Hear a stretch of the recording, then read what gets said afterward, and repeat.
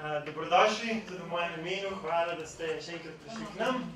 Hvala za vse vaše delo, za vaše sodelovanje z nami, za to, da imate to pozitivno energijo, ki se čuti do tej sobi danes in da lahko skupaj mladim iz cele Slovenije posredujemo informacije, jim dajemo uporabne nasvete v zvezi s tem, kako deluje Evropska unija, kako deluje današnji svet in da lahko iz tega potem nekaj naredijo, da postanejo aktivni državljani in da hkrati postanejo zadovoljni in srečni v svojem življenju, v svojem poklicu, tudi s pomočjo vseh možnosti in priložnosti, ki jih imajo Evropske unije.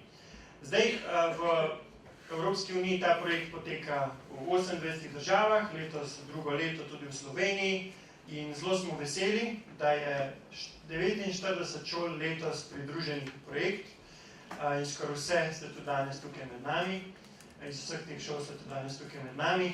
Kot do zdaj je cilj današnjega seminarja, da se ozavestimo o trenutnem stanju razmer v Evropski uniji, da boste vi vedeli, kaj se dogaja trenutno, kako se odločitve sprejemajo, še bolj natančno, imeli bomo kar nekaj zelo zanimivih seminarjev, že takoj danes zjutraj, na temo oblikovanja evropskih politik.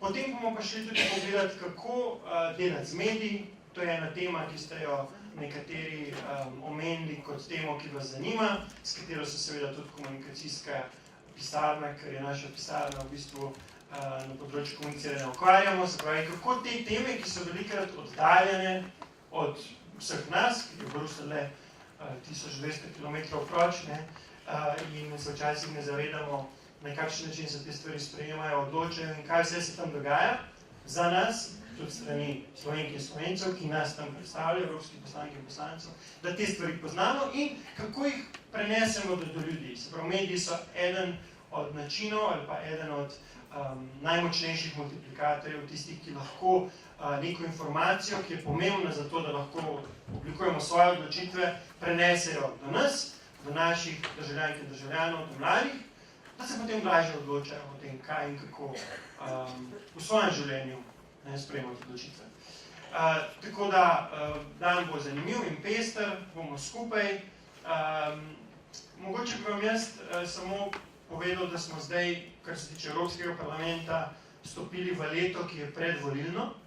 To pomeni, v naslednjem letu, 2019, bodo evropske volitve, se pravi, stališča Evropske unije, vsakih 5 let izvolimo evropske poslanke in poslance, ki potem izvolijo predsednika Evropske komisije in celo strukturo, ki potem za vseh 27 pa 28 še vedno držav odloča o tem, kako naprej.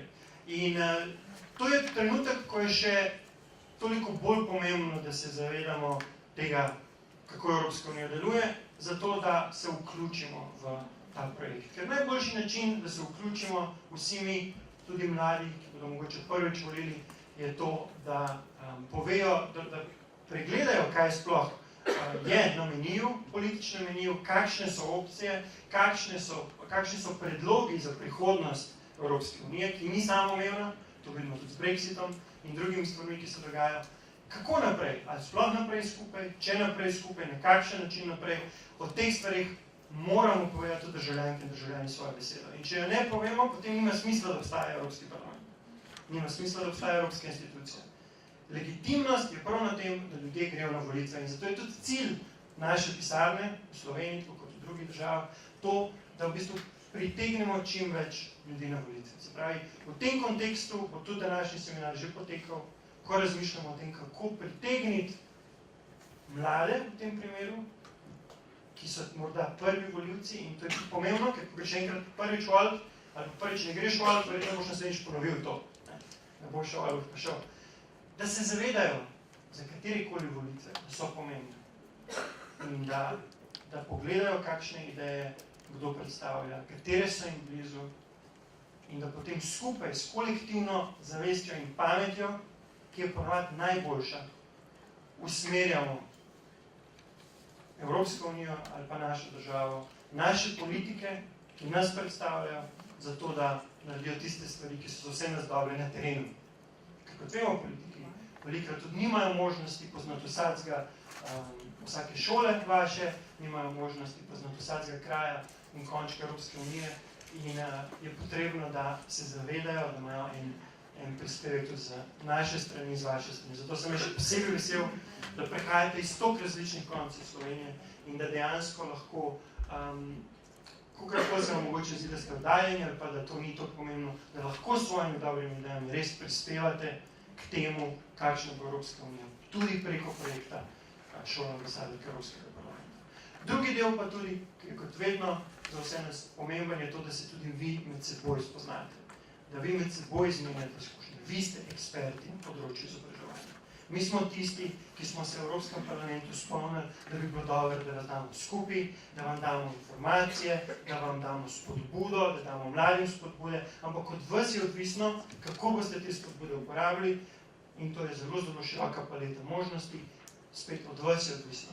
In hvala za to, da ste danes tukaj, ker s tem nam poveste, da vas to zanima, da želite biti del tega, da vidite neko potencial. Vsak od vas bo pa na svoj način to stvar izvedel in to je tudi super in to je stvar raznolikosti tega našega evropskega kontinenta in vsake vaše šole in vsake naše vasi, regije, mesta in tako naprej. Se pravi, hvala, da ste tukaj.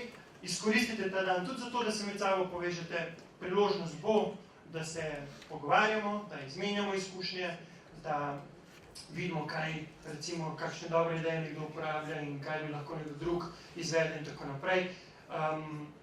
Izkoristite tudi to priložnost in jaz vam želim en res lep dan in se veselim vseh predlogov, ki bodo prišli in danes na vseh različnih nivojih, od točkovnika za napredovanje do drugih stvari, na katerih delamo, tudi kot pisarna, pa tudi kot socialna akademija, fakultet za družbene vede in tako naprej, ki skupaj poskušamo te stvari peljati, tako da bo za vse nas čim več motivacije in čim več spodbude, da bomo lahko mladi navdušili, da ne bo tako, kot je bilo na prejšnjih volitvah, če tako rečem, ko mladi najmanj volijo in ko je Slovenija ena država Evropske unije, ki ima najmanjšo udeležbo na volitvah, pod 25%.